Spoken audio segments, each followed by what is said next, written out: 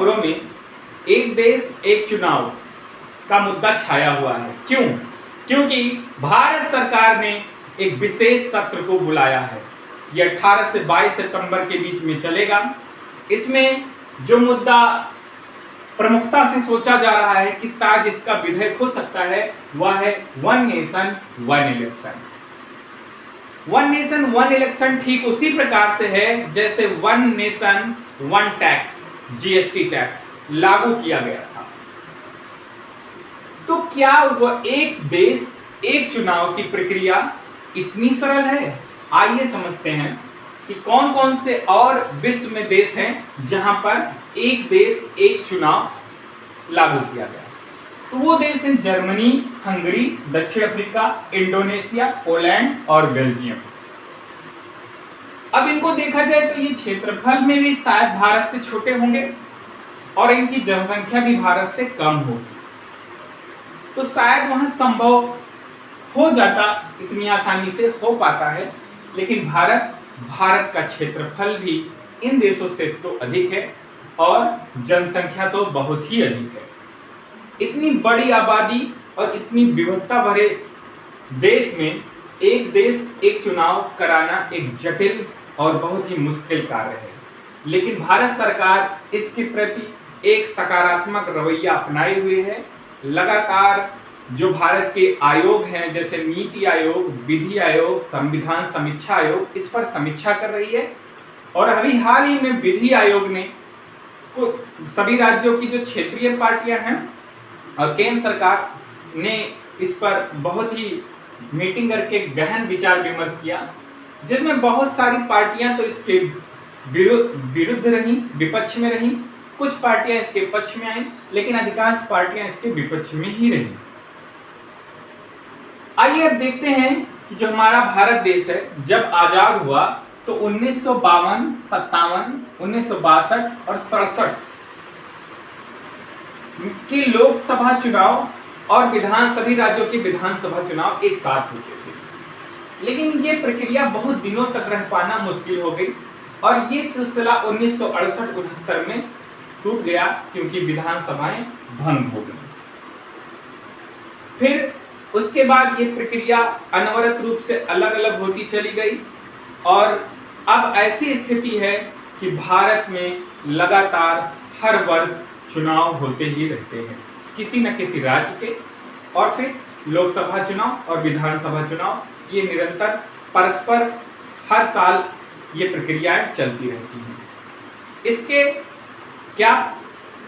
इसको लागू करने का, एक देश एक चुनाव करने का जो सभी लोग बताते हैं कि इसके पक्ष में जो है वो क्या क्या हो सकता है, तो आइए उस पर हम गौर करते हैं।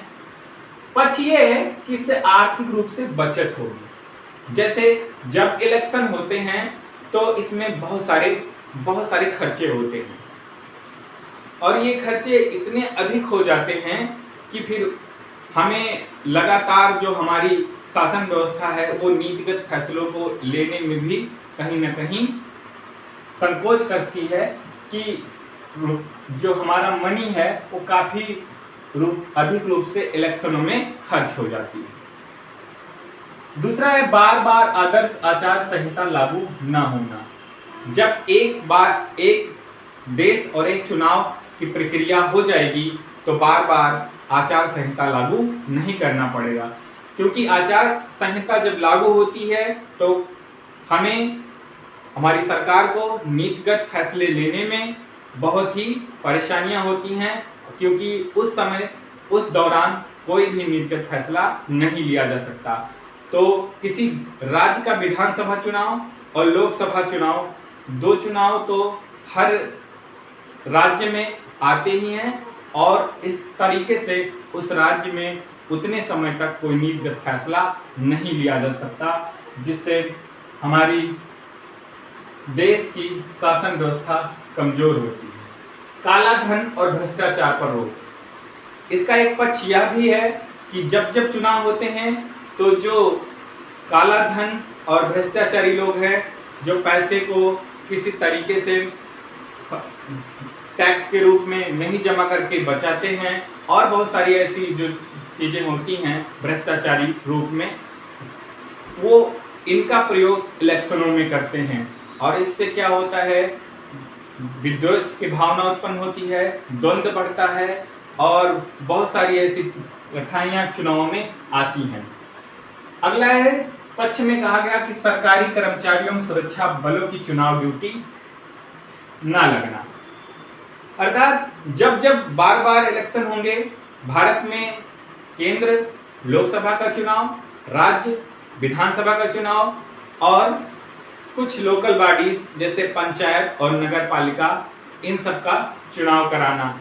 इन दौरान जब भी ये चुनाव होते हैं तो जो भी सरकारी कर्मचारी हैं उन्हें बार बार इन चुनावों में जाना पड़ता है और सुरक्षा बल है उनको भी जाना पड़ता है, जिससे कहीं ना कहीं जिस विभाग में वो नियुक्त हैं उस विभाग में हो रहे कामों में कमी आती है और उस तरीके से वो उसमें अपना पूरा सहयोग नहीं कर पाते। अब वन नेशन वन इलेक्शन में इसके विरोध में क्यों है, जो कि अधिकांशतः पार्टियां इसके विरोध में हैं। इसका कारण यह बताया जाता है कि चूंकि वन नेशन वन इलेक्शन का संविधान में कहीं कोई उल्लेख नहीं है। आर्टिकल 2 एवं आर्टिकल 3 के बारे में बताया जाता है कि जो भारत सरकार है या संघ है वह कभी भी किसी को नए राज्य बना सकती है या नए राज्यों की कुछ सीमाओं को परिवर्तित कर सकती है, तो वहां पर इलेक्शन कराना जरूरी हो जाता है। लेकिन जब वन नेशन वन इलेक्शन रहेगा तो क्या ऐसा कर पाना संभव है। दूसरा, आर्टिकल 85(2) खा और आर्टिकल 174(2) खा, जिसमें राष्ट्रपति और राज्यपाल राज्य में कभी कभी राष्ट्रीय आपात लगा देते हैं या राष्ट्रपति 356 राष्ट्रीय शासन लगा देते हैं, जिसके दौरान विधानसभा भंग हो सकती है। तो अगर कुछ ऐसी स्थिति राज्य में उत्पन्न हो गई तो वन नेशन वन इलेक्शन अगर संभव है तो क्या उतने दिनों तक विधानसभा में कोई चुनाव नहीं होगा और सरकार क्या अस्तित्व में नहीं रहेगी। इससे तो राष्ट्रपति शासन काफी दिनों तक चलता रहेगा, क्योंकि विधानसभा भंग हो जाएगी और जब वन नेशन वन इलेक्शन का जो चुनाव होगा उस दौरान उस राज्य का चुनाव होगा, जो कि ये बहुत बड़ा विरोध का कारण हो सकता है। तीसरा, विधानसभा की अनुमति के खिलाफ कार्यकाल में वृद्धि एवं ह्रास। जब वन नेशन वन इलेक्शन की बात आएगी तो जैसे अभी महाराष्ट्र है, यहाँ सब चुनाव होने हैं, तो वो तो इस बात से सहमत हो जाएंगे, लेकिन जिनका कार्यकाल कम बचा है, लेकिन जिन सभाओं का कार्यकाल अधिक है, क्या वो वन नेशन वन इलेक्शन से सहमत होंगे? ऐसा नहीं है। चौथा है, राष्ट्रीय मुद्दे के सामने क्षेत्रीय मुद्दे गौड़ हो जाना। मतलब जब वन नेशन वन इलेक्शन होगा तो चूंकि विधानसभाओं में उसके क्षेत्रीय मुद्दे होते हैं, अर्थात वो राष्ट्रीय मुद्दों से थोड़ा अलग होते हैं, और जो लोकसभा चुनाव होता है उसमें राष्ट्रीय मुद्दे होते हैं, उसमें अंतर्राष्ट्रीय मुद्दे भी उसमें होते हैं। तो चूंकि जब दोनों एक साथ होंगे तो राष्ट्रीय मुद्दे अधिक छा जाएंगे और जो जनमानस है वो उसके मनोभाव में राष्ट्रीय मुद्दे रहेंगे, और इस तरीके से जो जो भी राष्ट्रीय पार्टी उस समय प्रमुखता से लीड कर रही होगी उसको अधिक फायदा हो सकता है। ऐसा विरुद्ध पक्ष वाले लोग कह रहे हैं जो वन नेशन वन इलेक्शन के विरोध में है। कुल मिला के हम कह सकते हैं कि वन नेशन वन इलेक्शन एक प्रक्रिया है, प्रक्रिया अच्छी भी हो सकती है। तो ये अब देखते हैं आने वाले समय में क्या डिसीजन लिया जाएगा, क्या वन नेशन वन इलेक्शन लागू हो पाएगा, ये तो आगे आने वाला समय बताएगा।